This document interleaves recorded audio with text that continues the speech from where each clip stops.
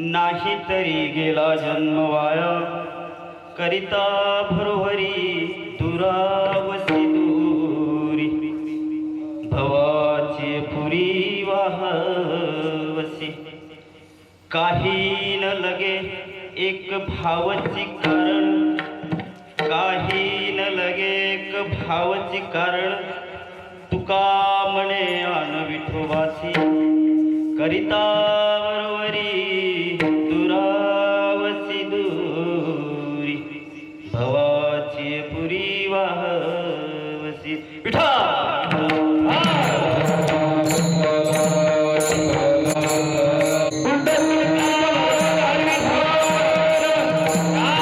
पीठे तटे भीमरत्या वरं पुंडरिकाय दातुं मुनन्द्रे समागत्य तिष्ठन्तमानन्दकन्दं परब्रह्मलिङ्गं भजे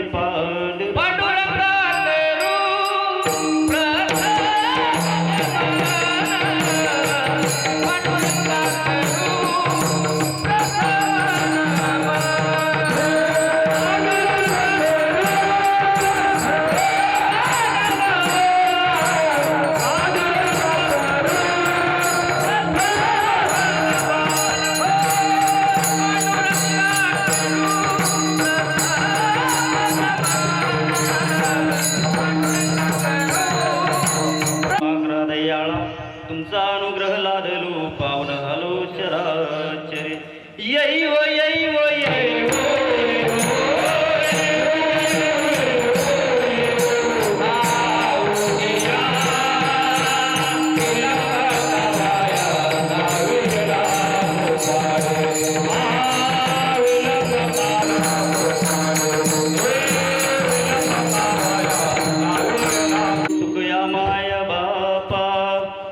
नमो सद्गुरु सच्चिदानंद रूपा नमो सद्गुरु भक्त कल्याण मूर्ति नमो सद्गुरु भास्करा पूर्ण कीर्ति मस्तक हे पाया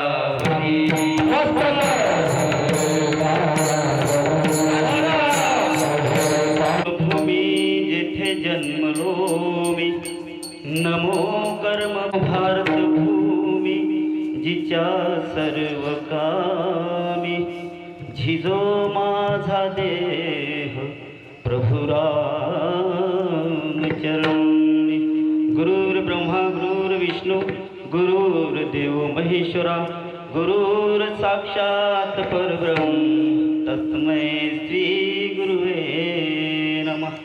रायगडी मंदिरी वसे माझा राया, चरणावरी त्यांच्या अजन्मही काया.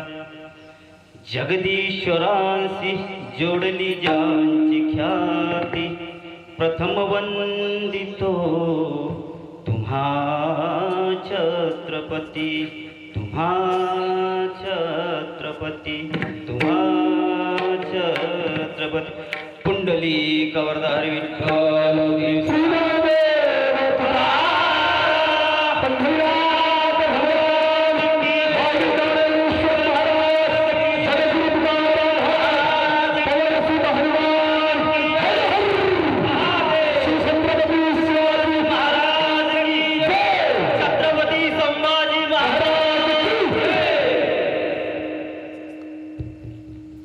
नंबर 1 नियोजन आहे.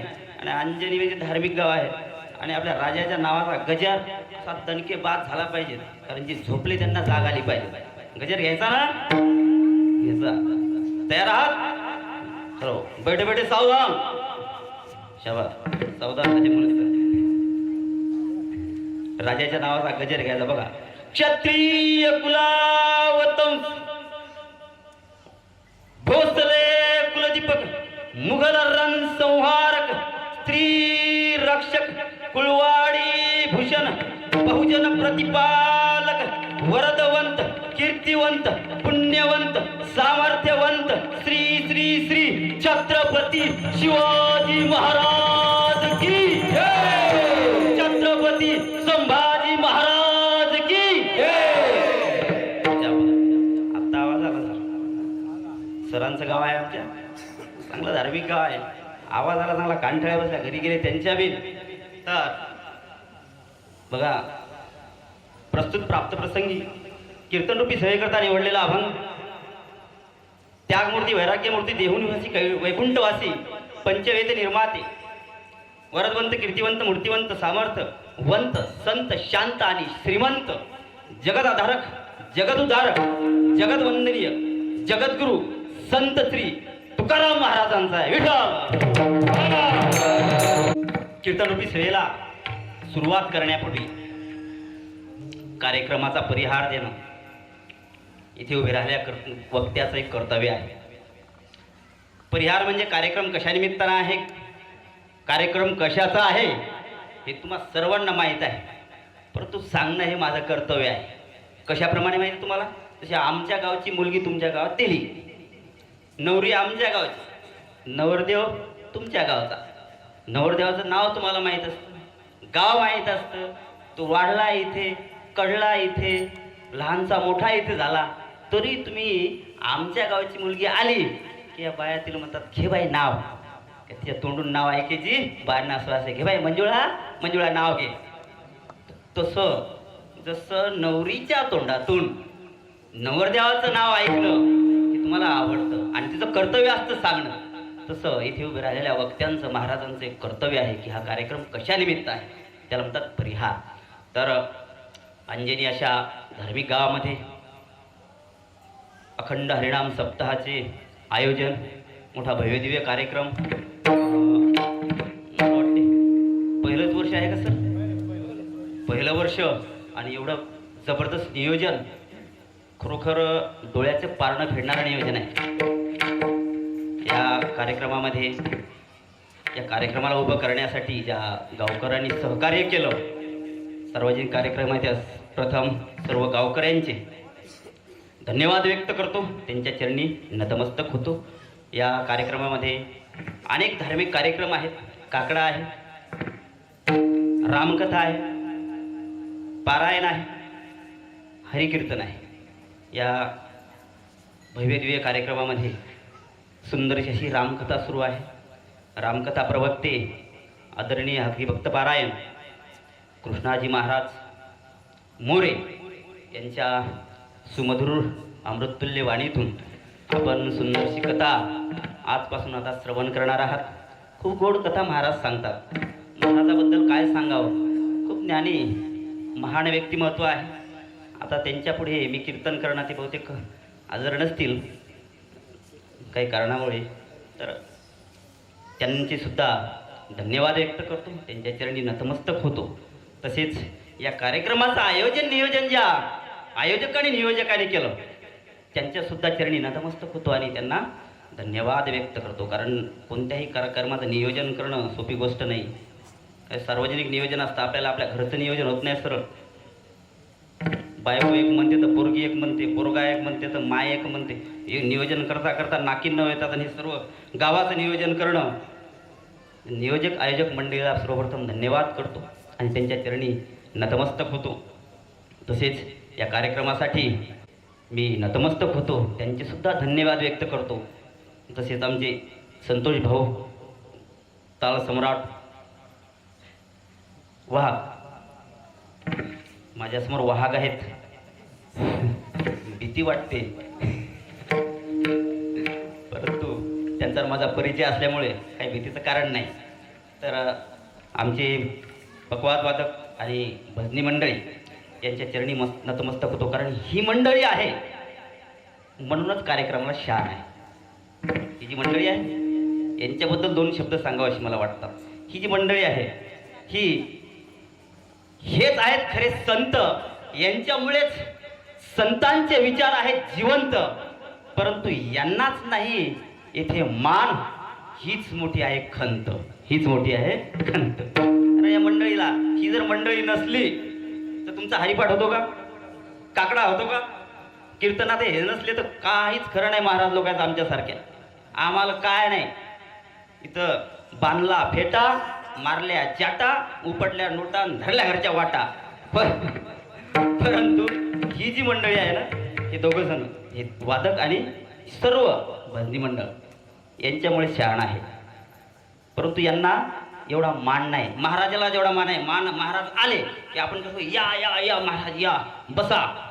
पुढचा डायलॉग मला माहिती, टाका पाणी, टाका पाणी. धुळूक मरण त्याला कधीच नाही मरण. तर ही भजनी मंडळी हे अनमोल रत्न आहे त्या संप्रदायाचे, गायक आणि वादक. त्यांच्याबद्दल एक दोन ओळीच म्हणतो मी या दोघांबद्दल.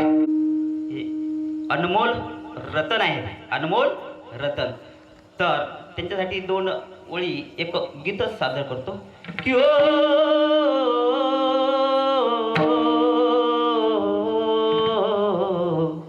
मेरे दो अनमोल रतन, मेरे दो अनमोल रतन, एक है राम तो एक लखन, राम लखन, राम लखन,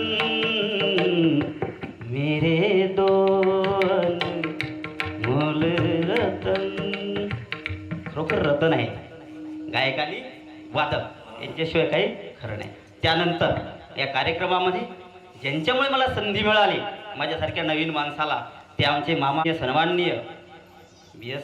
गायकवाड सर, राष्ट्रपती पुरस्कार प्राप्त, आदर्श शिक्षक पुरस्कार प्राप्त माझे गुरु. कारण गायकवाड सर मी जेव्हा B.Edला होतो त्यावेळेस मला प्रिन्सिपल होते.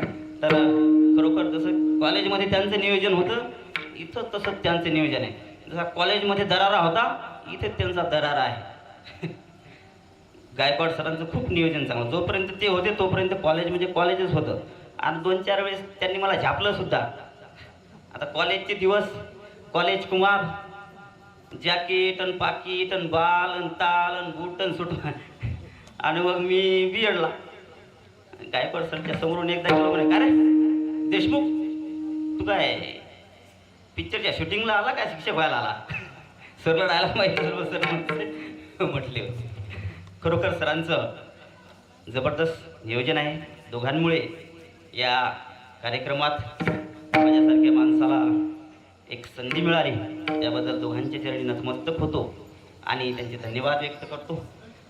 त्यांच्या विनंतीला मान देऊन आयोजक नियोजक मंडळीने जे काय त्यांचा प्रस्ताव स्वीकारला त्या आयोजक नियोजक मंडळीला सुद्धा धन्यवाद व्यक्त करतो. आणि यानंतर माझा आवाज तुमच्यापर्यंत नेऊन पोहोचण्याचं जे काम करतात साऊंड सर्व्हिसवाले आमचे मामा जैन साऊंड सर्व्हिस यांना सुद्धा धन्यवाद व्यक्त करतो.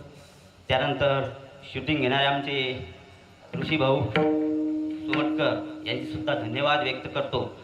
सर्वांचे धन्यवाद व्यक्त करतो. कीर्तनाला सुरुवात करतो. आता बसलेली मंडळी म्हणत सर की सगळ्यांचे धन्यवाद व्यक्त केले ना आम्ही काय तो घाणामळला कापला बाबा आम्ही तर कीर्तनाला आलो. तुम्ही जे आहात ना तुम्ही खरोखर भाग्यवान लोक आहात. तुम हमारी जान हो इस प्रोग्राम की शान हो. तुम्ही जर नसले तर बोलणारा कितीही चांगला असू द्या आणि तुम्ही नसले तर काय दगडा सांगाल का. तुम्ही खास महत्वाचे आहात आणि भाग्यवंत आहात. तुमच्यासाठी 2 वेळा खास आहेत. जिंदगी में कुछ मिले या ना मिले क्या गम है. जिंदगी में कुछ मिले या ना मिले क्या गम है. अरे आप जैसे लोग मिले हो क्या भगवान से कम है. तुम्ही तुमच्यासाठी टाळ्या वाजवा. असे लोक आहात. तुम्ही फक्त हार चंदनाचे त्यामधला आम्ही सुगंध आहोत. आम्ही फक्त लाकडे चंदनाचे त्यामधले आपण गंध आहोत. आपण गंध आहात, सुगंध आहात. आम्ही काय नाही 2-1 घंटात चाटा मारणार निघून जाणार. ऐकणारी तुम्ही मंडळी आहे. सर्वांच्या चरणी नतमस्तक होतो आणि कीर्तनरूपी सेवेला सुरुवात करतो. आता ही मंडळी आली. जे आले त्यांना धन्यवाद, नाही आले त्यांनाही धन्यवाद. जे नाही आले ते म्हणतील आपलं कसं बजेट बसवलं महाराजांना आपले बी धन्यवाद व्यक्त केले. परंतु तुम्ही खूप महत्वाचे आहात. तुम्ही भाग्यवंत आहात. इथं तेच लोक येतात जे लोक नशिबवान आहेत. इथं तेच लोक येतात ज्या लोकांना भगवंत बोलावं. कोणते लोक आहेत इथं माहितीये.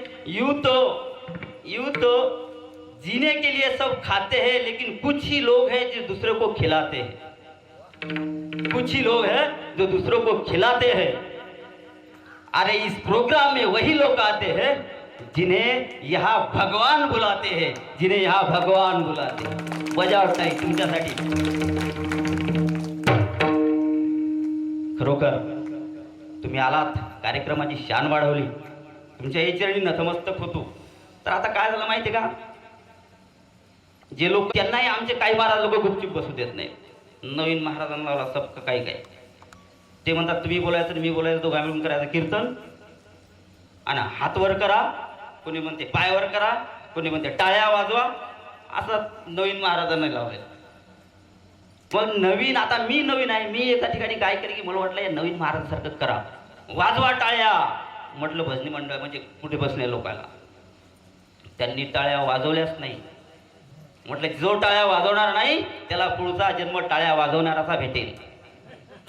कोणता टाळ्या समजलं ना. सरळ समजलं. आमच्या एका माणसाला नाही सहन झालं. उठला कन कन कन कन घरी गेला. म्हणलं जाऊ द्या.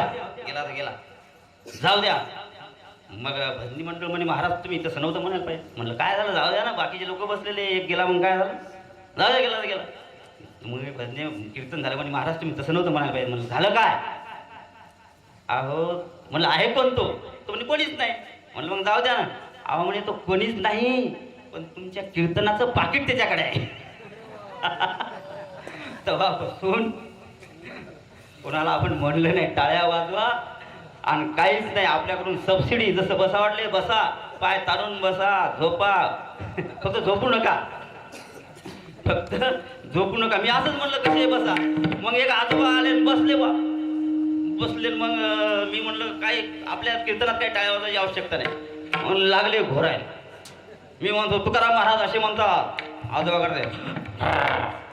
तुकाराम महाराज तसे म्हणतात, आजोबा करायचे. मी म्हणलं सर ते महाराजाला उठवा. मथार बंब्याच्या बंब्या. मला वाटलं असा रागीवला मथाऱ्याचा. म्हणलं मथाऱ्याचा जाऊन असा गळा दाबा. पण मथार 80 म्हणजे 150 किलोचं आणि मी 35 किलोचा. म्हणलं आपला काही लाग नाही. मग भजनेला म्हणलं का सर त्यांना उठवा. ते भजने म्हणत आपलं त्याचं जमत नाही आणि त्या मथाऱ्याला कोणीच उठवू शकत नाही. म्हणलं काऊन. म्हणजे अख्ख्या सप्त्याचा खर्च मथाऱ्याने दिला. म्हणलं झोपू द्या. मग झोपू द्या, खर्च दिला म्हणलं. मग कीर्तन झालं. मग आजोबा आले माझ्याकडे. आता मी एका खोलीत कीर्तन पडलं. आजोबा आले. आजोबा म्हणे, मी म्हणलं आता आजोबा कशाला माझ्याकडे येत असतील बाबा, का माझा गळा दाबतात आता. आले म्हणत, पोरा लय चांगलं कीर्तन केलं तू, असंच कीर्तन करत आहे. म्हटलं आजोबा तुम्ही तर झोपले होते ना. नाही मी झोपलो तरी तू कीर्तन करत आहे. मग त्या रिक्षात हात घातला आणि मोठ्या मोठ्या हातात एक हिरवीगार 500ची नोट काढली आणि माझ्या खिशात घातली. आणि मग मुले म्हाताऱ्याची अशी दया येऊ लागली. झोपलं तरी असं आहे. जर कीर्तनात जे लोक येतात त्यांना बसू देणं महाराजाचं कर्तव्य आहे. त्याला झोपू द्यायचं नाही. जे आले बरं काही येतात. आता संसारात माहिती आहे महाराज सर, संसारात सगळं दुःखच आहे. सुख कुठं आहे? फक्त इथेच आहे.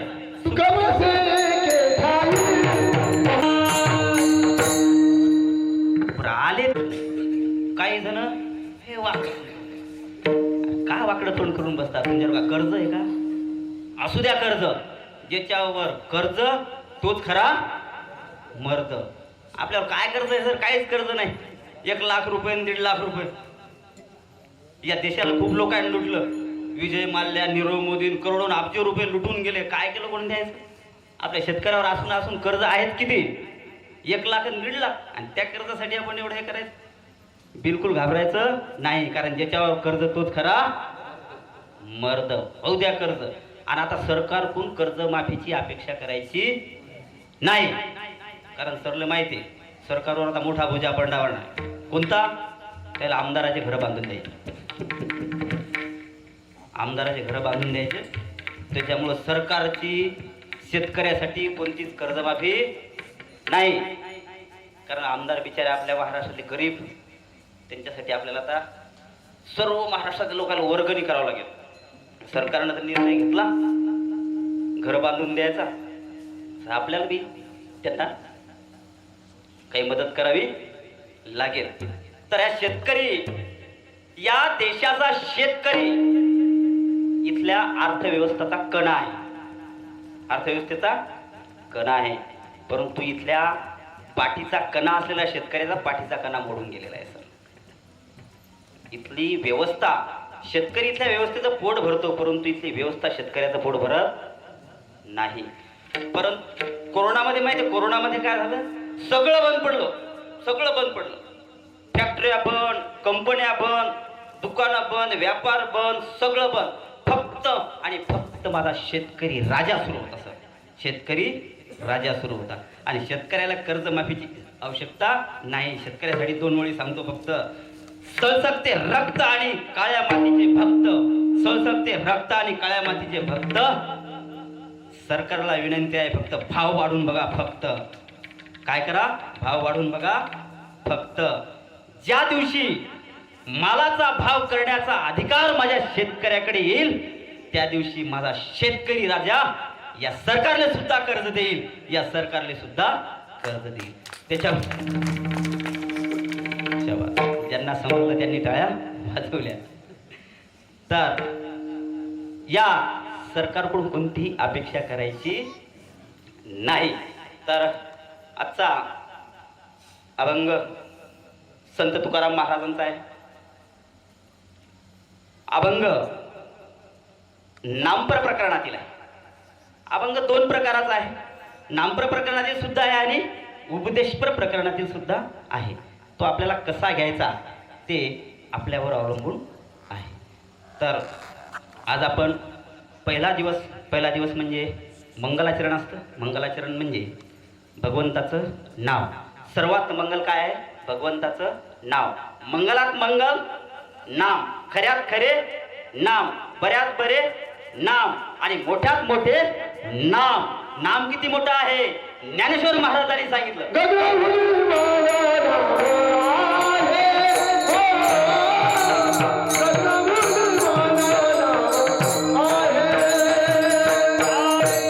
ज्ञानदेव तुझे निवृत्तीशी जाड, गगनावणी वाढ नाम आहे.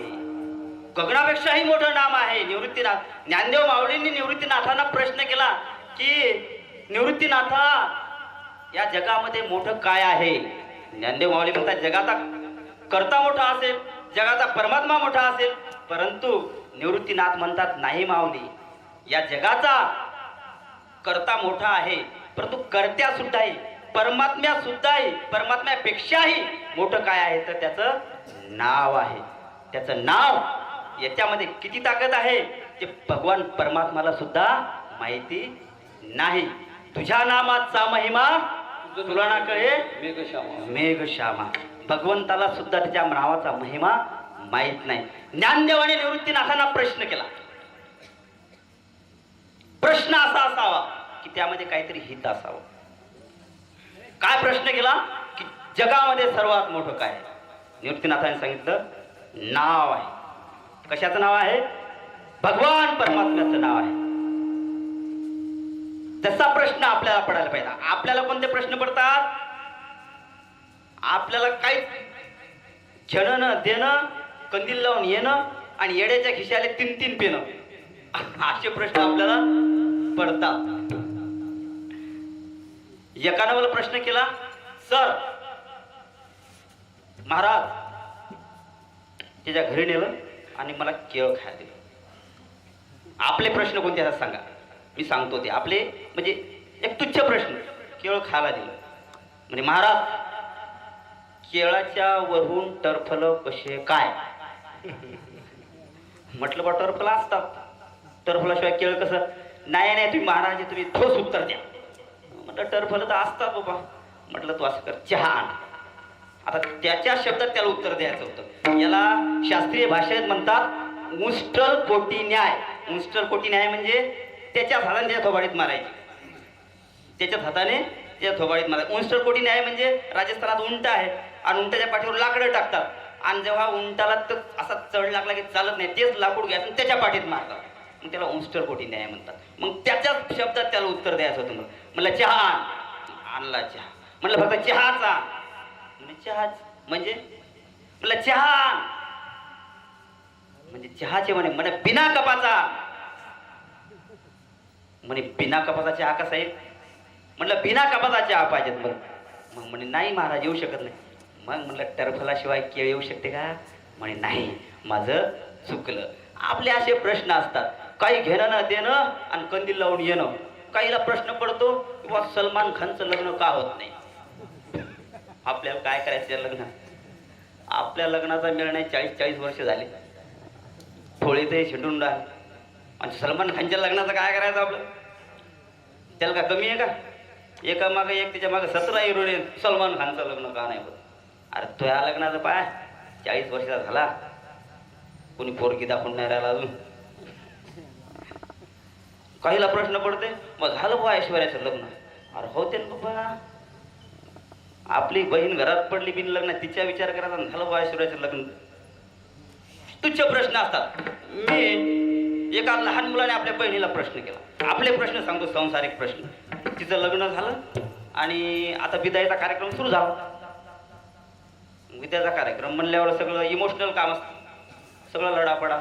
तिचा भाऊ लढत होता, बहीण लढत होती, आई लढत होती, बाप लढत होता, छोटा भाऊ आला तिच्याकडे. मग लढत झाला. कोणी ताई ताई सगळे जण नडतात, सगळे आई नडते आणि बाबा नडतात, भाऊ नडते आणि दाजीच का नडत नाही? तिचं काय उत्तर होतं? म्हणजे फक्त आजच्या दिवसच मी लढेल, आजच्या दिवसात तो हसल. एकदा मी त्याच्या घरात गेली की जीवनात तो कधीच हसणार नाही. असल्या बाया असे प्रश्न. आमच्या शाळेतल्या एका मुलाला प्रश्न केला. म्हणलं वारा गण्या बिलिंदर गण्या. आता तसा मी शाळेत सरांचा विद्यार्थी होतो, जर आगाऊच होतो तेव्हा. मग आमच्या बी हाताखाली आगाऊ फुटते. बरोबर आहे. म्हणलं सांग काय काय शिकला? म्हणजे सर्व शिकलो सर. सांग इंग्लिशमध्ये. तिकडून इकडे बोलवायचं, काय म्हणायचं इंग्लिशमध्ये? तो म्हणे त्या येत होतं तेवढं. म्हणजे सर इंग्लिशमध्ये तिकडच्या माणसाला इकडे जर बोलवायचं असेल तर म्हणायचं कम हिअर. शाबास. म्हणलं हुशार झाला का नाही? हो. म्हणलं इकडे आता. मग आता इकडचा माणूस तिकडे पाठवायचा, सांग काय म्हणायचं? मग म्हणे सर तुम्ही का मॅट झाले का हो? कीर्तन करता महाराज हे तुमच्या शास्त्रात हेच सांगितलं का तुम्हाला? माणसाला बोलवायचं आणि मग अपमान करून काढून द्यायचं. त्या ते येत नव्हतं. ते म्हणे की मग ते म्हणे तसं नाही करायचं महाराज. म्हणलं काय करायचं? म्हणे आपण तिथं जायचं, त्याला म्हणायचं कमी येत. म्हणजे त्याला येत नव्हतं, त्याला येत नव्हतं. तर आमच्या याच्यातलं एक बिलिंदर पोट्ट होतं. वर्गात गेलो 10वीच्या, एक मुलगी लागली लढायला लागली. म्हणे की सर सर. म्हणलं बोला. म्हणे की मी सगळे पोरं मला मामी म्हणतात. म्हणलं मामी म्हणतात. सगळे उभे केले, रपा रप झपके दिले. कारण आता सदरचा विद्यार्थी मी, शिकवण सरांनी मला ट्रेन केलं चांगलं, कसे झपके द्यायचे, कसं काय करायचं. जबरदस्त झपके दिले आणि गण्याच खाली बसले. म्हणलं वा वा गणा किती हुशार मुलगा आहे, चांगलं. म्हणजे मुलीला काही म्हणत नाही. म्हणे गणा तू कसा काय म्हणत नाही? म्हणे सर आपल्याला म्हणायचंच काम नाही. म्हणलं काऊन रे? म्हणायचंच काम नाही. म्हणे सगळे पोरातील मामी म्हणतात, पण आपल्याला मामा म्हणतात ना, त्याच्यामुळे आपल्याला म्हणायचं काम नाही. एक पोरग घरी होतं, घरीच राहिलं. त्याच्या आजोबानं म्हणजे त्याच्या वेटाळात आम्हाला दिंडीचं बोलावलं जेवायला. आता महाराज गिराज झालो मी, म्हणून मग गावातले लोक बोलवतात या म्हणे सर जेवायला. मग गेलो 2-4 जण. तर आम्ही दिसलो त्याचे आजोबा दिसल्यानंतर आजोबा म्हणत अरे गण्या पळ, तुझे सर आले पळ. गण्यानं मला पाहिलं. म्हणे 10-12 दिवस गाढवा झाले, शाळेत गेला नाही, पळ इथून. गण्या म्हणे बाबा तुम्हीच पळा. म्हातारे म्हणे मला कोण पळायला म्हणतो. म्हाताऱ्यानं धरी खडाकन कानाखाली पडली. गण्या लागला लढायला. गण्या म्हणे बाबा तुम्हीच लढा, तुम्हीच पळा, मी पळणार नाही. मग म्हातारा म्हणे काऊन पळणार नाही? मी नाही पळणार. काऊन पळणार नाही? अहो म्हणे बाबा मी आमच्या सरला सांगितलं आमचं म्हातारं मेलं म्हणून मी 10-12 दिवस शाळेत नाही. असे आपले प्रश्न आहेत. सांगायचं काय, विनोदाच्या भाषेत थोडं सांगितलं. आपले असे तुच्छ प्रश्न आहेत. परंतु ज्ञानदेवांना कोणता प्रश्न पडला? ज्ञानदेव कुसे निवृत्तीशी जाड. तसा महाभारतामध्ये द्रौपदीला प्रश्न पडला होता की सुदेव ब्राह्मणाला काय द्यावं. रामायणामध्ये प्रभू रामचंद्राला प्रश्न पडला की मी हनुमंतरायाला काय द्यावं त्यांच्या भक्तीतून उत्तराई होण्यासाठी. हनुमंतरायासारखा भक्त नाही. ज्यांनी हृदयामध्ये प्रभू रामचंद्राला साठवलं त्या हनुमंतरायाला मी काय देणार. नामदेव रायांना प्रश्न पडला की अरे भगवंता मी तुझी एवढी सेवा करतो रे, एवढ्या निष्ठेने एवढ्या भावाने तुला भजतो, आणि तुझा माझा कोणता वैराकार आहे? मला दुःखाचा डोंगर का दाखवतो? कोणता प्रश्न पडला नामदेव रायांना? देवा तुझा माझा का रे वैराकार,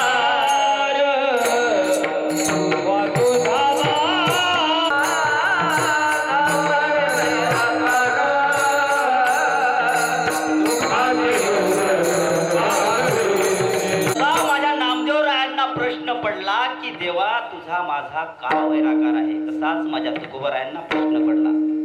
या संतांच्या उपकारातून उत्तराई होण्यासाठी मी काय करावं, काय द्यावे त्याचे भावे उत्तराई ठेविता पाही जीव थोडा. जसा या संतांना प्रश्न पडला तसा माझ्या या रयतेचा राजाला प्रश्न पडला. छत्रपती शिवाजी महाराजांना ज्यावेळेस औरंगजेब महाराष्ट्रावर चाल करून आला त्यावेळेस माझ्या राजांना प्रश्न पडला की माझ्या स्वराज्यातील जनतेच्या केसाला सुद्धा धक्का लागू नये यासाठी मी काय केलं पाहिजे.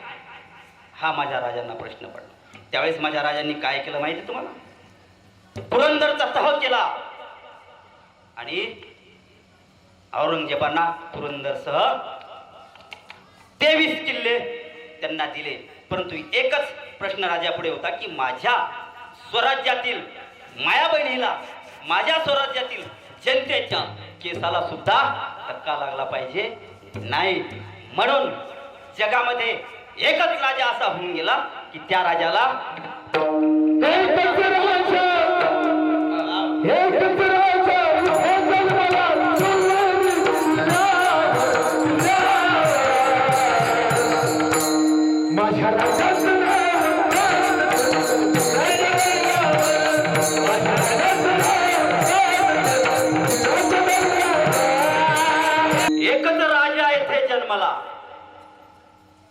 जगामध्ये फक्त एकच राजा होणार, जयतेचा राजा. त्या राजांना प्रश्न पडला की माझ्या जनतेच्या सुरक्षेसाठी मी काय केलं पाहिजे. माझ्या राजाच्या नावाने बोस्टन विद्यापीठामध्ये सर द मॅनेजमेंट गुरु छत्रपती शिवाजी महाराज हा विषय शिकवला जातो तिथे. परंतु आपल्या देशात, आपल्या महाराष्ट्रात राजांची बदनामी केली जाते. तिथे विद्यापीठात विषय आहे आणि इथे आपल्या राजाचं नाव कशाला माहिती? शिवाजी बिडी, संभाजी बिडी.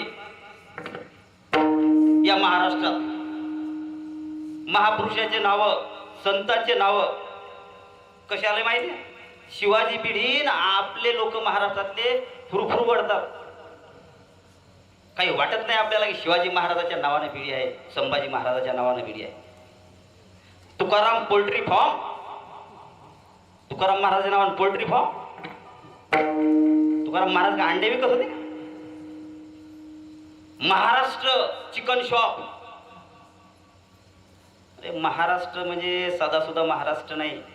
महाराष्ट्र म्हणजे काय सांगू तुम्हाला? भारत मातेच्या पायातील चाळ म्हणजे महाराष्ट्र. सईबाईचं कुंकवाने भरलेलं कपाळ म्हणजे महाराष्ट्र. शिवरायाच्या गळ्यातील कवड्याची माळ म्हणजे महाराष्ट्र.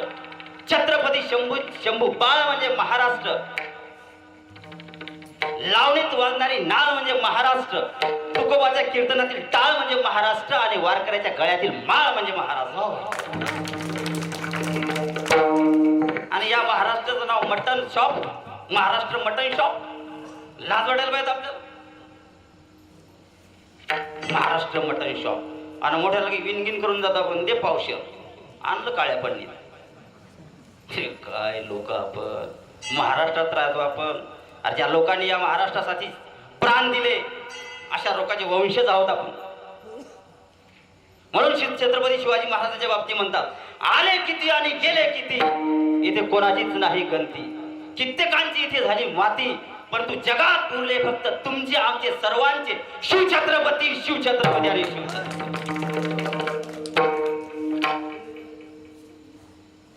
छत्रपती सारखा राजा नाही.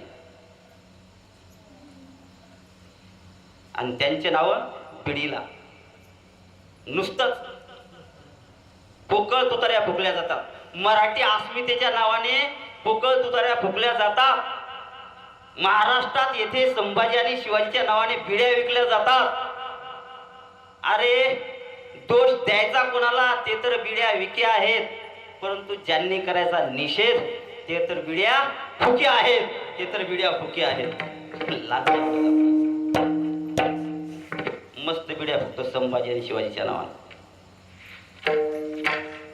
आपल्या राजाला बदनाम केलं. आपल्या राजाचा बाप बदलण्याचा प्रयत्न केला. इथे तुकाराम महाराजाची बदनामी होती, इथे संभाजी महाराजाची बदनामी होती. आता 1-2 वर्षात तर अभ्यासक्रमाला तुकाराम महाराज आणि संभाजी महाराजावर एक धडा आला होता, त्याच्यात दोघांची बदनामी होती. परंतु ताबडतोब शिक्षकांच्या लक्षात आलं, त्याच्यावर विचार झाला आणि त्याच्यात काय सांगितलं, तुकाराम महाराजाला त्यांची बायको कुत्रा म्हणते. कुत्रा म्हणता का जिजाबाई? एवढं प्रेम होतं जिजाबाईचं. ती का आत्ताची मॅडम आहे का मॅडम? एकेरी नावाने घ्यायला, ए राहुल मी जरा शॉपिंग करून येते ना, तू स्वयंपाक कर. ती आत्ताची जिजाबाई आहे का? तुकाराम महाराजाची पत्नी होती. आत्ता नावानं हाका मारतात, ए बंटी वाजवली घंटी, मी येते तुका डाव. बंटी केला हातात पिठाचा, म्हणजे आजचे नवरदेव बैल झाले आणि पिठाचा डबा घेऊन तुरु तुरु चाले. तुकाराम महाराजाची पत्नी होती. संभाजी महाराजाची बदनामी केली की संभाजी महाराज व्यसनाधीन होते. परंतु काळाभूत भूषण ग्रंथ जो संभाजी महाराजांनी लिहिला आणि त्याच्यावर वाचा, संभाजी महाराजांनी स्वतः लिहिलेला आहे. व्यसनाच्या विरोधात श्लोक लिहिलाय त्यांनी. श्लोक आहे, व्यसना नित्य सर्वानुभूती परिवर्जितः सप्तदोषा सदा राज्ञा हातच्या व्यसनोदया. याचा अर्थ काय होता? ज्यांनी संभाजी महाराजांना त्रिलंपट म्हणलं, ज्यांनी संभाजी महाराजांना दारुड्या म्हटलं, त्यांच्यासाठी हा संदेश आहे. त्या श्लोकात संभाजी महाराजांनी सांगितलं की दारूचं व्यसन करू नये, परस्त्रीला माते समान समजाव, राजा कसा असावा, एकट्याने प्रवासाला जाऊ नये, असे 7 उदाहरणं त्यामध्ये दिलेले आहेत. आणि त्या संभाजी महाराजाला आपल्या लोकांनी बदनाम करण्याचा प्रयत्न केला. शिवाजी महाराजाचं नाव बेडीला. अरे कोणत्या शिवाजी महाराजाचं? त्या राजाने आपल्या रयतेसाठी प्राण दिले, ज्या संभाजी महाराजांनी या धर्मासाठी प्राण त्यागला, त्या राजांची, त्या महापुरुषांची बदनामी इथून पुढे होऊ दिली नाही पाहिजे. आपण तरच आपण महाराष्ट्राचे आहोत. आपल्या राजाला संपवून टाकलं 20 देऊन. 20 देऊनी संपविला चहुमुलकाचा छत्रपती. या बेमान लोकांच्या बेमानीचे आणखीन पुरावे देऊ किती? सांगणारे बहुजना, तुला जाग कसा येत नाही, आणि आपल्या बापाचा बाप बदलला तरी तुला राग कसा येत नाही, तुला राग कसा येत नाही. त्या राजाला ज्याला प्रश्न पडतो की माझ्या रयतेसाठी मी काय करावं, जसा शिवाजी महाराजांना प्रश्न पडला की माझ्या रयतेच्या साठी मी काय करावं, तसा आपल्याला प्रश्न पडावा की आपल्यावर ज्यांचे उपकार आहेत त्यांच्या उपकारातून उत्तराय होण्यासाठी मी काय करावं. आपल्यावर कोणाचे उपकार आहे माहित आहे? पहिले उपकार आहे देवाचे, दुसरे उपकार आहेत आई वडिलांचे, तिसरे उपकार आहेत संतांचे. देवाचे काय उपकार आहेत? देवाने आपल्याला सुंदरसा देह दिलेला आहे. देह दिला देवे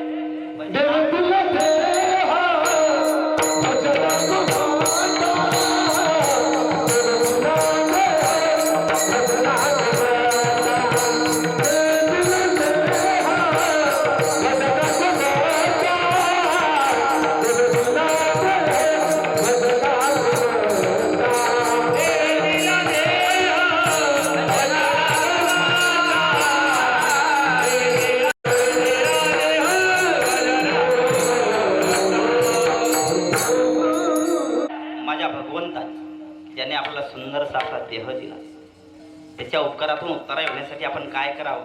देह कशासाठी दिला आपल्याला? भजनासाठी. आपण भजनासाठी घालतो का? आपला फक्त भोजनासाठी. कशासाठी? भोजनासाठी. भजनासाठी बिलकुलच नाही. हा सुंदरसा देह दिलेला आहे, याने भजन करायला पाहिजे. देह दिला देवे भजना गोमटा. इंद्रिय दिले देवाने. किती रचना सुंदर केली माणसाची बघा. बरोबर डोळ्याच्या जागी डोळे, हाताच्या जागी हात, नाकाच्या जागी नाक.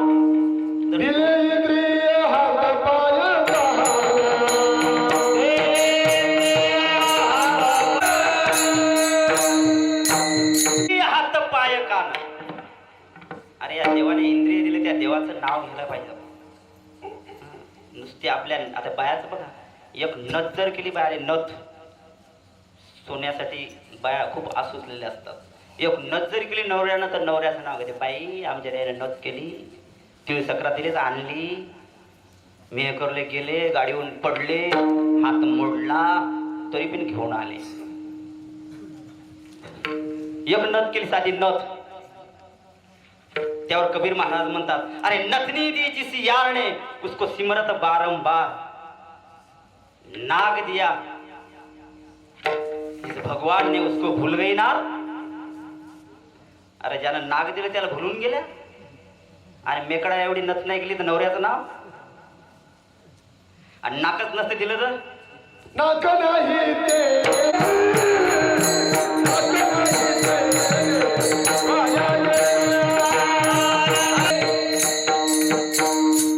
समजा आता बाया विचार करा, नाकच नाही दिलं तर मग तिथं काय लटवायचं असतं आपण. किती सुंदर देह दिला. आणि त्यातल्या त्यात सर आपल्या देशातील बाया इतक्या सुंदर देवाने निर्माण केल्या. नेपाळ मधल्या बाया जर पाहिल्या तर त्याचं नाक शोधावं लागतं. नाक कुठे? त्याचं नाक शोधावं लागतं.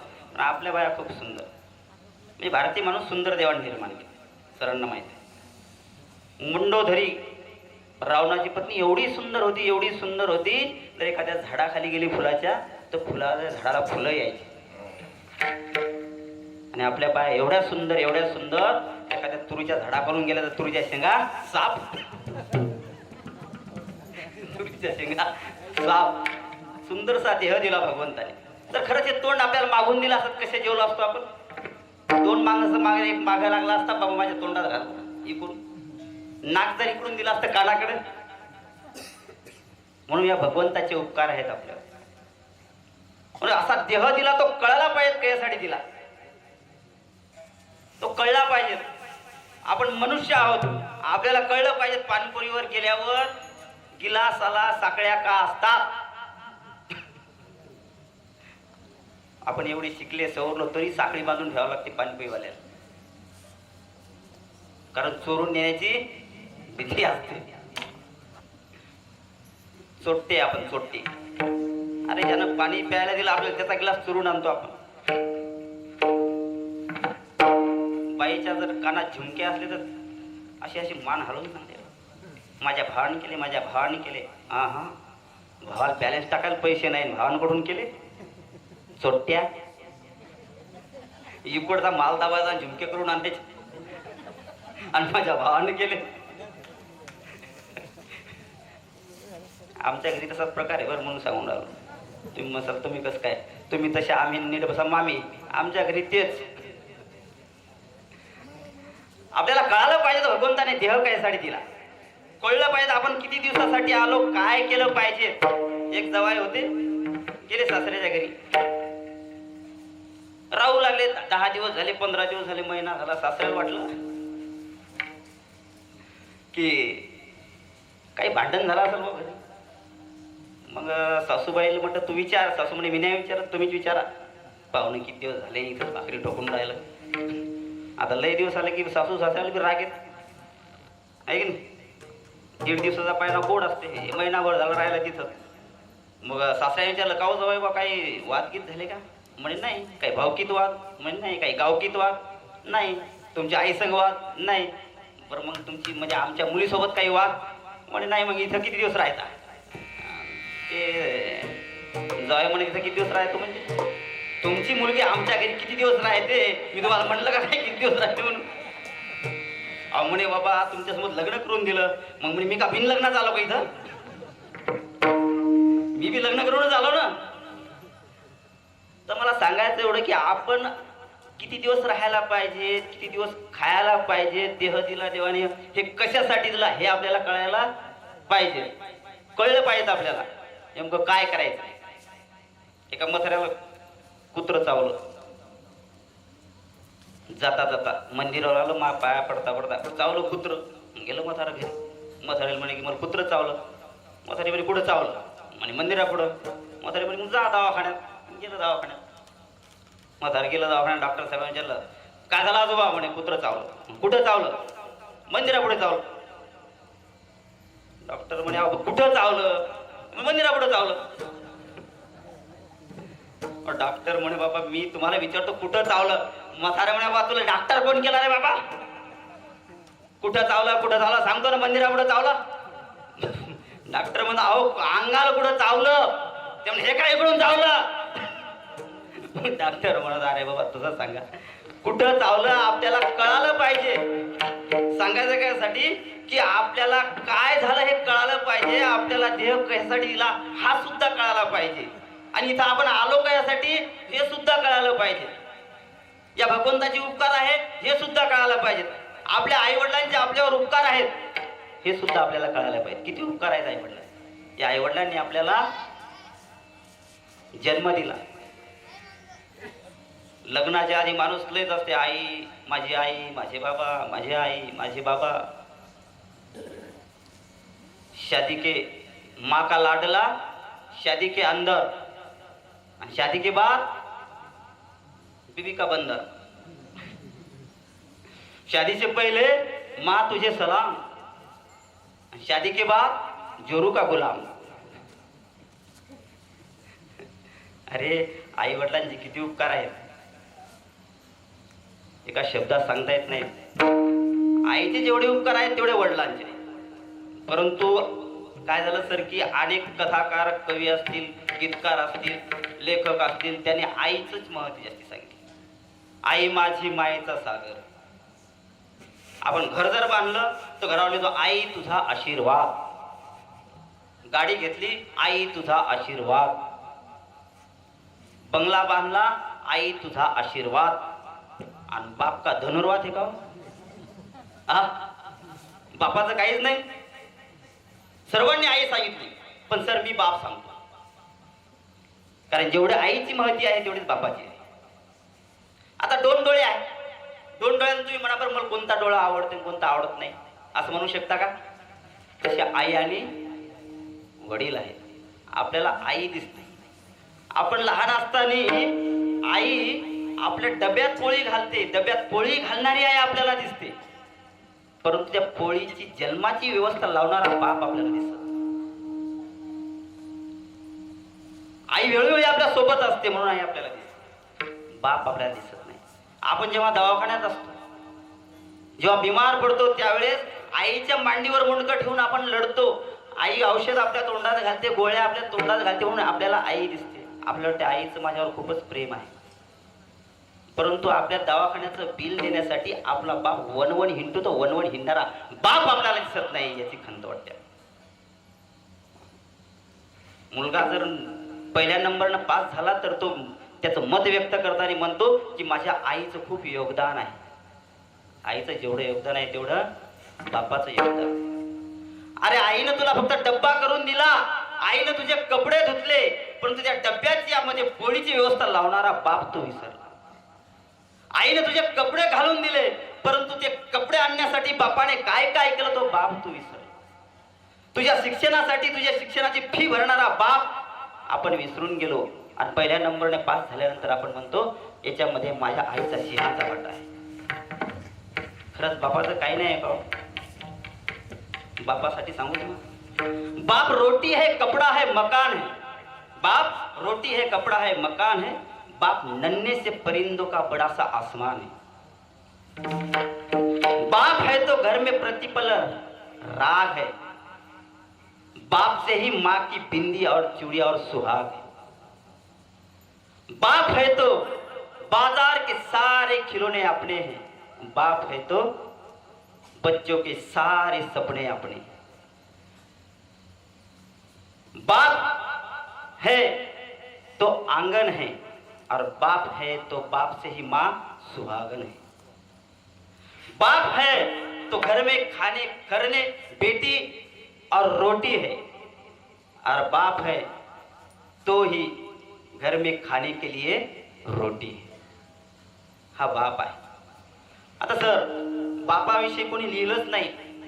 एक तुम्हाला आपल्या महाराष्ट्रात नावाजलेली कविता आहे गाणं आहे आई माझा मायेचा सागर. सर्वांच्या मुखपाठ आहे. तर थोडंसं मी सुद्धा बापावर लिहिण्याचा प्रयत्न केला सर. 2 ओळी तुम्हाला सांगतो त्याच चालीवर आहे. कारण मला बाप रेखाटायचा होता. बापाची महती काय आहे ते ज्याचा बाप गेला त्यालाच माहीत आहे. आणि ते माझ्या आयुष्यात झालेलं आहे. बाप गेल्यानंतर माणसाला खरं जग दिसतं. बापाविषयी मी 2 ओळी लिहिल्या.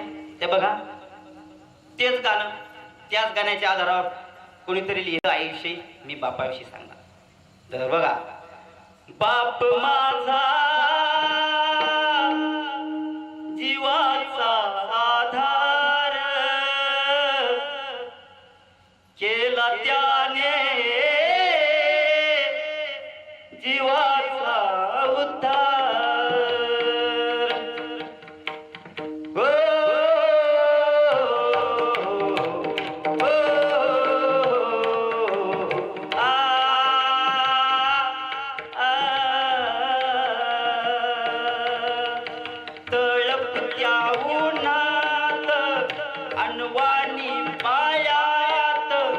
कष्ट तोरणात पडत्या पाण्यात तळपत्या उन्हात अनवाणी पायात. बाप कष्ट तोरणात अनवाणी पायात. कधी मिळेल त्याला घास कधी घडेल त्याला उपवास. काम करता करता वर जातो त्याचा श्वास बाप माझा जीवाचा आधार केला त्याने जीवाचा उद्धार मुलाच्या नोकरीला बाप कर्ज काढतो मुलीच्या लग्नाला जीव गहाण ठेवतो मुलाच्या नोकरीला बाप कर्ज काढतो मुलीच्या लग्नाला जीव गहाण ठेवतो नाही कष्टाला त्याच्या माप नाही डोळ्याला त्याच्या झोप नाही कष्टाला त्याच्या माप नाही डोळ्याला त्याच्या झोप बाप माझा जीवाचा आधार केला त्याने जीवाचा उद्धार हो आ हो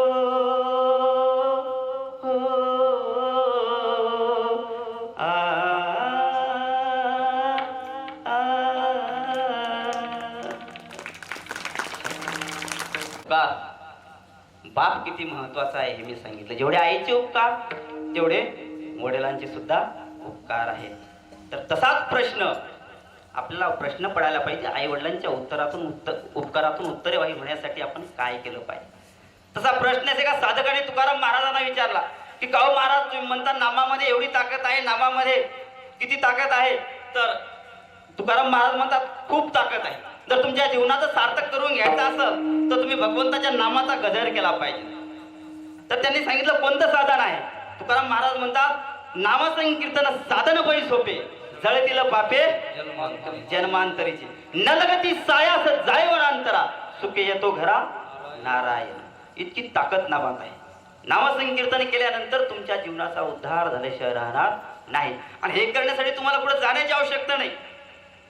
पण जंगलात जाईन दाढी वाढवून मिशा वाढवून भगवे कपडे घालून न लगती सायस जाय वनांतरा. याच्यामध्ये तुकाराम महाराजांनी सांगितलं की वनान जायचं काम नाही, दाढी वाढवायचं काम नाही, मिशा वाढवायचं काम नाही. म्हणजे दाढी वाढवतात मिशा वाढवतात हे ढोंग आहे, हे ढोंग आहे ढोंग. याच्यावर सरळ तुकाराम महाराजांनी टीका केलेली आहे. तिळा टोपी घालून माळ म्हणते आम्ही साधू दया धर्म चित्ती नाही जाणावे तोची भोंदू. कलियुगी घरोघरी संत झाले फार विद्ती भरी पोटासाठी हिंडती दारोदार. तुका म्हणे लंड, लंड म्हणजे बदमाश. तुका म्हणे लंड त्याचे हाणून थोडा तोंड. असे जे दाढे मिशा वाढवणार आहेत, भगवे कपडे घालून हिंडतात, हे ढोंगी लोक असतात. आता ज्याचे दाढे मिशा वाढवणारे बाबा आपल्या देशातून तुम्हाला माहित आहे, जेलात गेले आज. आसाराम बाबा माहिती आहे तुम्हाला? दाढी मिशा मोठा कार्यक्रम. त्यानंतर एक बाबा आहे बा, टीव्हीवर कार्यक्रम आहे, निर्मल बाबा. सरांना माहीत असेल निर्मल बाबा. आपल्या देशातील लोकांची तर बुद्धीची दया येते. मग खरे संत दिले सोडून निर्मल बाबा, आसाराम बाबा, कोणते बाबा, कोणते टाबा धरून दाबा. निर्मल बाबाचा कार्यक्रम चालतो टीव्हीवर. आणि बाबा असा असा सल्ला देतात, खायचा सल्ला देतात, खायचा. आणि तो सल्ला द्यायचे 50,000 रुपये फी. आणि तो कार्यक्रम टीव्हीवर. मी असाच एक दिवस टीव्ही पाहू लागलो. चॅनल घुमता घुमता घुमता लागलो बा ते धार्मिक चॅनल. त्याच्यावर आले निर्मल बाबा का दरबार. लोक जातात, दाखवतात, लोक त्यांच्या पाया पडतात आणि आपली समस्या सांगतात. मग बाबा म्हणतात कल क्या खाया था, हे खाया था, मग आज हे खाऊ. बाबाचा सल्ला लोक ऐकतात. तर आपल्या महाराष्ट्रातला एक माणूस गेला, जेल आणलं की बाबाच्या दरबारात. मीच कार्यक्रम पाहू लागलो. बाबाच्या दरबारात गेला, बाबा बाबा गेले म्हणजे बोल बच्चा क्या है तेरी समस्या, कहाँ से आया? बाबा आपला होतं महाराष्ट्रातलं. ते म्हणे मैं महाराष्ट्र से आया. हिंदी येत नव्हती, अर्धवट हिंदी. मग आता बाबाला वाटलं, बाबा पहिला प्रश्न विचारतात, क्या नाम है? तो म्हणे मधुकर. आता महाराष्ट्रात मुलं नाव मधुकर, तुकाराम सखाराम. मधुकर. सिंह राशि के लगते हो. सिंह राशि मधुकर. क्या समस्या है? म्हणे बाबा 10 साल हो गए लगन को. आता अर्धवट मराठी अर्धवट हिंदी. महाराष्ट्रातलं म्हणजे 10 साल हो गए लगन को, पोरगाच नाही. आता पोरासाठी आपण काय काय करतो माहिती तुम्हाला, पोरगाच नाही. मग बाबाला वाटलं आता हे असे लोक रोजच येतात. बाबा म्हणत कल क्या खाया था. आता महाराष्ट्रातलं आपलं धसकट, महाराष्ट्रात धसकट काय खाणार. हे म्हणे बाबाने विचारलं कल क्या खाया था. हे म्हणे कल मैंने शेंगुळे खाये थे. महाराष्ट्रातलं काय काय, शेंगुळे, कुटके, फोडणीचा भात. शेंगुळ्याचे 2 प्रकार. कल, त्याला वाटलं बाबाला समजलंच नाही. ते म्हणजे कल पुडाके शेंगुळे खायचे, पुडाचे शेंगुळे. बाबा चक्रावून गेले. बाबाला वाटलं बा हे शेंगुळा म्हणजे व्हॉट इज मिनिंग बाय शेंगुळा. बाबा म्हणजे माल खाणारा माणूस आणि त्याला काय माहिती शेंगुळे भेंडोळे फोडणीचा भात. आता निर्मल बाबा टीव्हीवर कार्यक्रम एका एका सल्ल्याचे जर लाख लाख रुपये घेते का शेंगुळे भेंडोळे खाते का आपल्यासारखे. निवळ काजून बदामच. आणि त्याला माहितच नाही व्हॉट इज वाय भानगड ऑफ द शेंगुळा. पण बाबा लोक हुशार असतात. त्यामुळे त्यानं ओळखलं हे काहीतरी खाण्याचा पदार्थ आहे महाराष्ट्रातला. त्याला म्हटलं हे महाराष्ट्रातले धसकट लोक काही खातात. मग त्यानं ओळखलं काहीतरी खाण्याचा पदार्थ आहे. म्हणे उसमे कौन सी चटणी थी. बाबाने विचारलं. मग यानं सांगितलं उसमे लाल चटणी. लाल चटणी है. हाँ यही प्रॉब्लम है, कल से हरी चटणी खाओ, बच्चा हो जाएगा. सांगायचं तात्पर्य असं आहे की अशा बंधू लोकांच्या नादी लागतात लोक. यांच्या बुद्धीची मला दया येते, बुद्धीची दया येते त्यांची. डबल एक बाबा राम रहीम, हिंदू मुसलमान एकता. नाव तर असं आहे राम रहीम, हिंदू मुसलमान एकता. तो असा स्टेजवर नाचायचा. हा हू हा हू. पिक्चर मध्ये काम केलं होतं त्यानं. तसं आपल्या या महाराष्ट्रात एक सांप्रदायिक लेडीज राम रहीम आहे.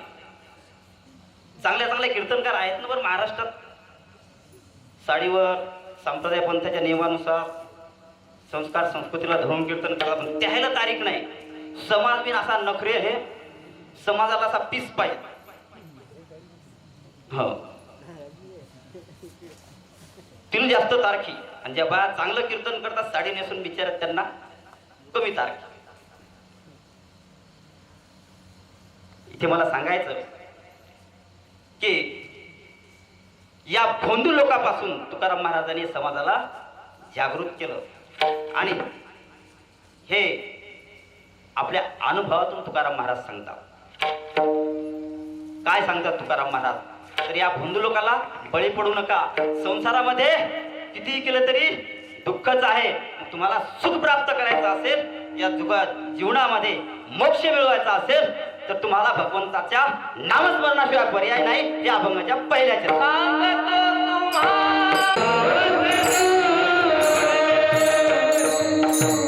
तुकाराम महाराज म्हणतात, सांगतो तुम्हाशी बजारे विठ्ठला. का बजा? कारण संसार दुःखमूळ आहे. या संसाराच्या दुःखातून निवृत्त होण्यासाठी तुम्हाला भगवंताचे चरण धरावे लागतात. संसार कसा आहे? दुःखमूळ. प्रपंच आणि परमार्थ. जिथे प्रपंच आहे तिथे दुःख, जिथे परमार्थ आहे तिथे सुख. आता प्रपंच हा करायचं काम नाही, तो आपोआप होतो. तो आपोआप होतो. कसा होतो सांगू तुम्हाला. तू बरं आहे लाल शर्टावर प्रपंच पाकचा आपोआप होता. सांग तू मोठं झाल्यावर काय व्हायचं? पोलीस व्हायचं. पोलीस व्हायचं, त्याला देशाचं रक्षण करणार आहे. सांग बायको करायची. बायको करावी लागेल ना, हो का नाही? हो. बस सांगा तुला मी सांगतो. एक काळी बायको आहे, एक मुलगी, एक गोरी मुलगी आहे. काळी मुलगी जी आहे ती तुझ्या आई वडिलांना म्हणजे सांभाळणार नाही, तुझ्यासोबत चांगली राहील. आणि म्हणजे गोरी मुलगी आहे ती आई वडिलांना सांभाळणार नाही आणि तुझ्यासोबत चांगली राहील. आणि जी काळी मुलगी आहे ती तुझ्या आई वडिलांना सांभाळेल, तुझ्यासोबत सुद्धा चांगली राहील. सांग तुला गोरी पाहिजे का काळी पाहिजे? हा, गोरी पाहिजे. माय बापाला मारलं तरी म्हणतो गोरी पाहिजे. पैसे काय शाबास. किती वर्गात गेला तू?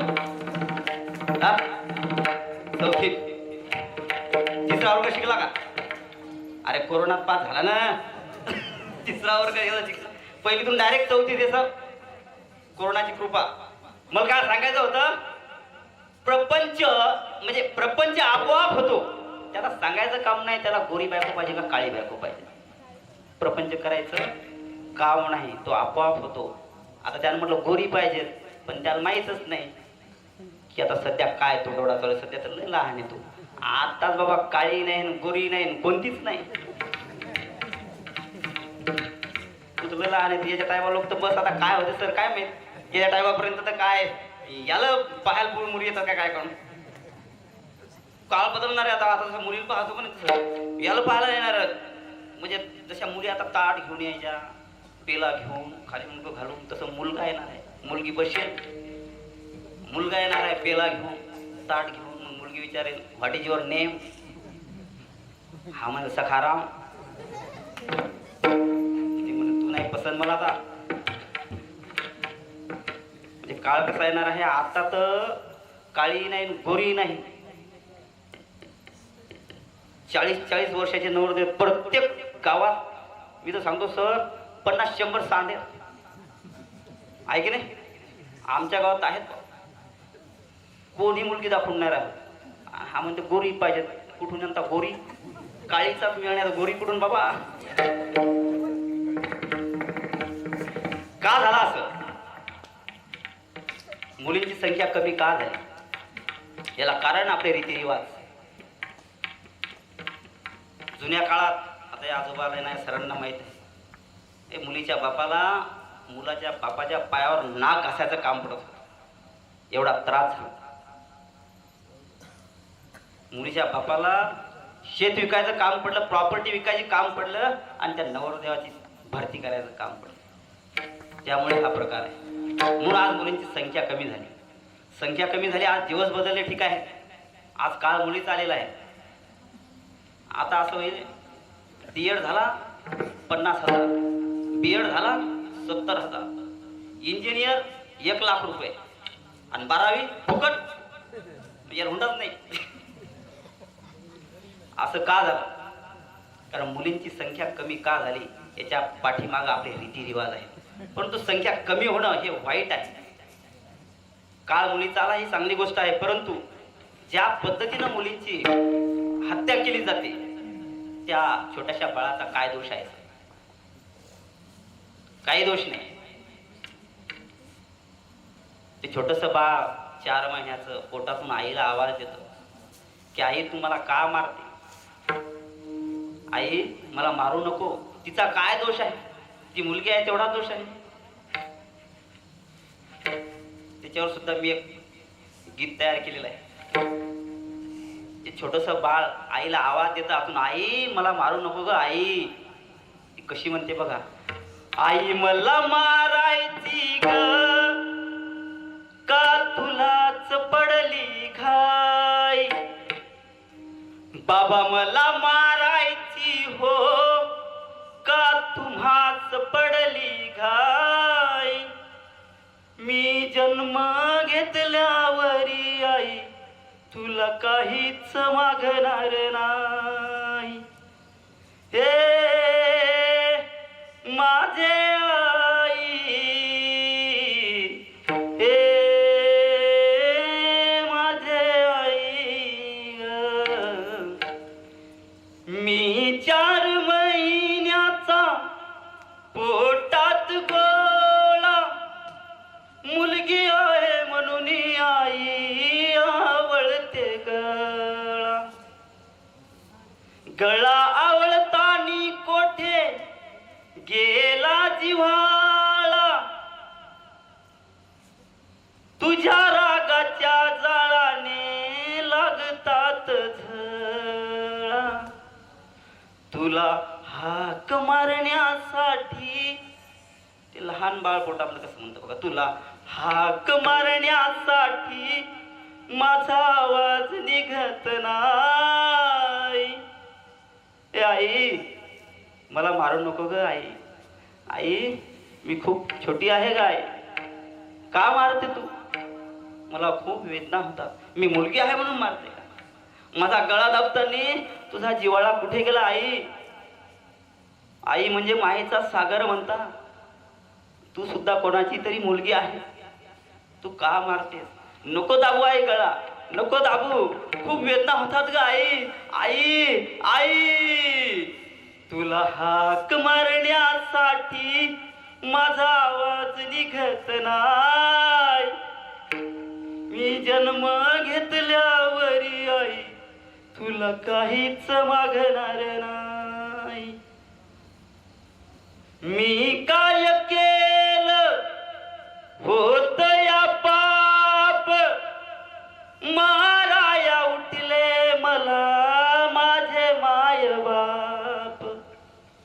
मुलगी आहे साऱ्या जीवनाचा ताप, मला मारण्याचं कोठे फेडाल पाप. माझा गळा कापताना, माझा गळा कापताना तुझा हात का कापत नाही. हे आई, का मारते ग आई? मी मुलगी आहे म्हणून? अगं तू बी कोणाची तरी मुलगी होती ना आई, तेव्हा तुझ्या आईने असा विचार केला नाही आई, का मारते मला?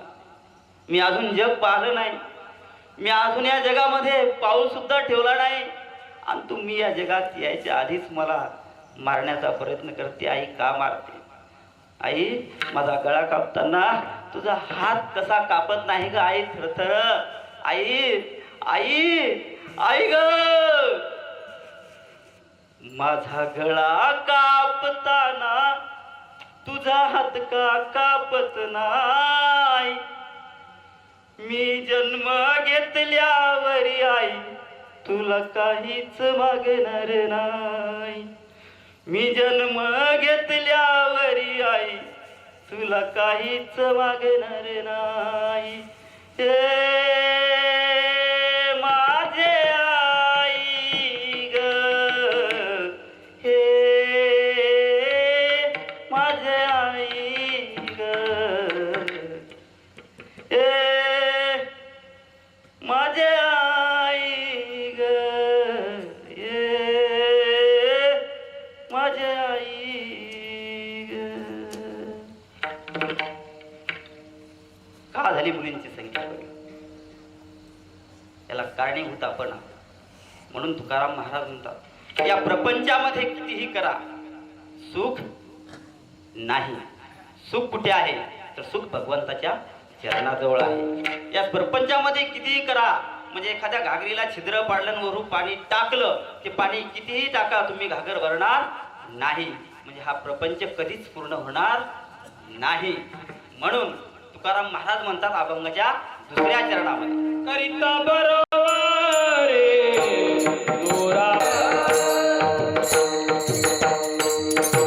महाराज, या भवसागरामध्ये तू वाहून जाशील तरी हा भवसागर, संसार रूपी भवसागर पूर्ण होणार नाही.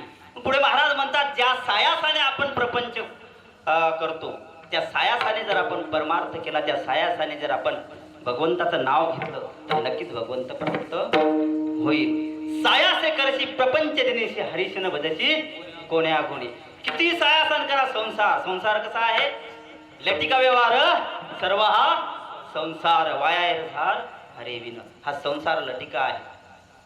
ज्या सायासाने आपण संसार करतो, ज्या सायासाने आपण या संसारामध्ये आपण जसं आता या बाया नाव घेतो, कोणता नाव घ्यायचा सण आहे? तिळ सक्रात. तिळ सक्रातील जशा सायासाने नाव घेतात नवऱ्याचं, तसं जर सायासानं भगवंताचं नाव घेतलं तर फायदा नाही झाला तरी नाही होणार, परंतु नुकसान होणार नाही. म्हणून ना एकनाथ महाराज उठता हरी बोला, उठता हरी बोला, बैसता भांडता कांडता हरी बोला. कधी हरी घेऊ शकता तुम्ही नाव. जसं तिळ सक्रातील तुम्ही नाव घेता नवऱ्याचं त्या सायासाने. मोठा सण असते बायाचा, नाव घ्यायचा. मग यावर्षी मी घरीच होतो, सुट्टी होती शाळेत. मग आमच्या घरच्यांनी तीळ साखरेच्या आधी म्हणून लगे भांडण केलं माझ्या संग. चला मला डोंगरावर घेऊन जाणं. कशा ते भोयाचे केस काढायचे होते. मला या भोयाचे केस का माणसासारखे दाढीचे केस, माणूस दाढी करत तसे दाढीसारखे वाढतील ना. म्हणजे तुम्हाला काय कळत नाही. मग चला आता म्हणलं बाबा आपण नाही गेलो तीळ सक्रातीला, आपलं नाव वाकडं तिकडे घ्यायची. गेलो बा, घेऊन आलं ते करून. मग काय बा दुसऱ्या दिवशी चालन, मग चालन, मेकअप विचारूच नका. आणि मग मी मागच्या खोलीत जाऊन पुढच्या खोलीत आमच्या बायाचं ते सुरू. तुमच्या इकडे असं ना ते घेता कोणाची देता कोणाची. मग सुरू झालं घेता कोणाची देता कोणाची. सकाराम पाटलाची तुकाराम पाटलाची. एका बाई नाव घेतलं. महादेवाच्या पिंडीला बेल टाकते वाकून, संपतरावचं नाव घेते सगळ्या भजण्याचा मान राखून.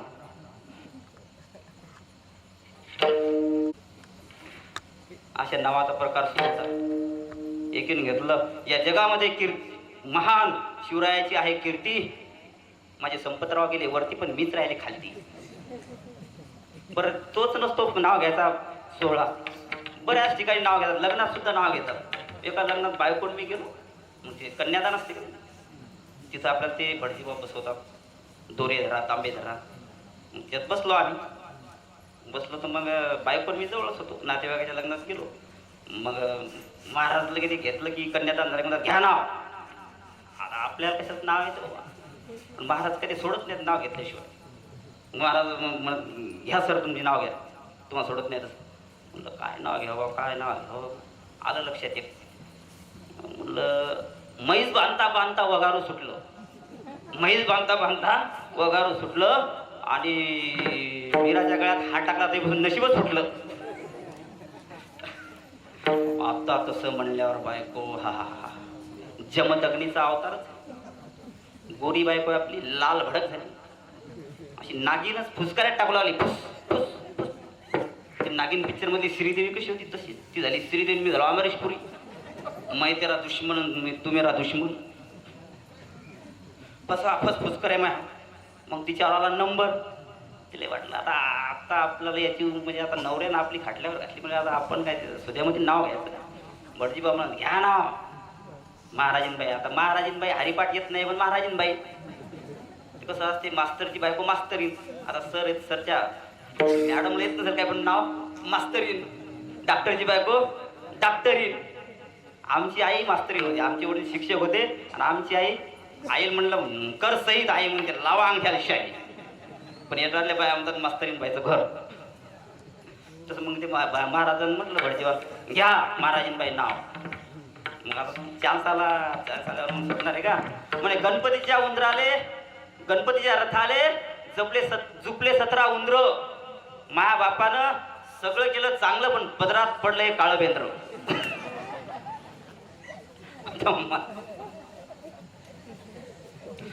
आलं लक्षात ना. गणपतीच्या रथाले झुपले 17 उंदर. माया बापानं सगळं चांगलं केलं पण पदरात पडलंय काळं बेंद्र. आता आपला रंग. आता तिने ते बदला घेतला. पुढं तिला मल म्हणायचं बैल. म्हणे का बैलाचा सण कोणता असतो. म्हणलं पोळा. मग तिने पोळा मला बैल म्हणा म्हणल्यावर मग मला बिन राग आला ना. म्हणलं तुला माहिती आहे का म्हशीचा सण कोणता असतो. म्हणे नाही. म्हणे मला माहिती आहे. म्हणे सांगा. म्हणलं तीळ सक्रात. तिला राग आला ना. म्हणे मला म्हैस म्हणते का जरा फुगेली ती. आम्ही असं आहे पण ती फुगेली चांगली. मग तिला राग आला. मग आम्ही गाडी घेऊन निघलो. तिकडून आल्या म्हशी. तिला वाटलं आपल्याला मशीन म्हणलं. मग म्हणे पहा आले तुमचे नातेवाईक. म्हटलं बापरे. आता आपले डबल उतरवलं दिलं म्हणलं नातेवाईक. मी त्या म्हशीच्या गोळक्यात एक मोठा हाल्या पाहिला आणि गेलो जवळ. म्हणलं राम राम सासरे बार. माझ्या नाती लागली. माझ्या नाती लागला. मी पहिला सर प्लस महाराज. 17 गावचं पाणी 18 गावचं जेवण. किती काय म्हणलं तरी मी दबतो का. मला सांगायचं एवढं की संसारामध्ये ज्या सायासाने आपण संसार करतो, ज्या सायासाने पतीचं नाव घेतो, त्या सायासाने जर भगवंताचं नाव घेतलं तर भगवंत प्राप्त झाल्याशिवाय राहणार नाही. मग यासाठी काय लागतं? साधकाने प्रश्न विचारला तुकाराम महाराजांना, काय लागतं? तुकाराम महाराज म्हटले की साधन सोपं आहे, साधन सोपं आहे, काही करावं लागत नाही, फक्त तुमच्या मनातून तुम्ही नाव घ्या, त्यासाठी फक्त तुमचा मनातील भाव लागतो. हेच अभंग.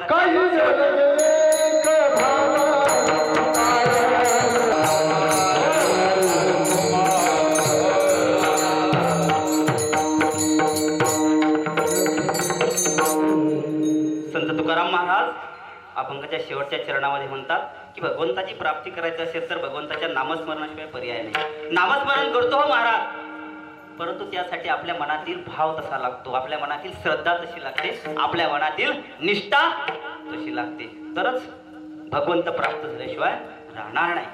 झालेली सेवा इथे सर्व उपस्थित माझ्या मायबापांच्या चरणी समर्पित करतो, भजनी मंडळाच्या चरणी समर्पित करतो.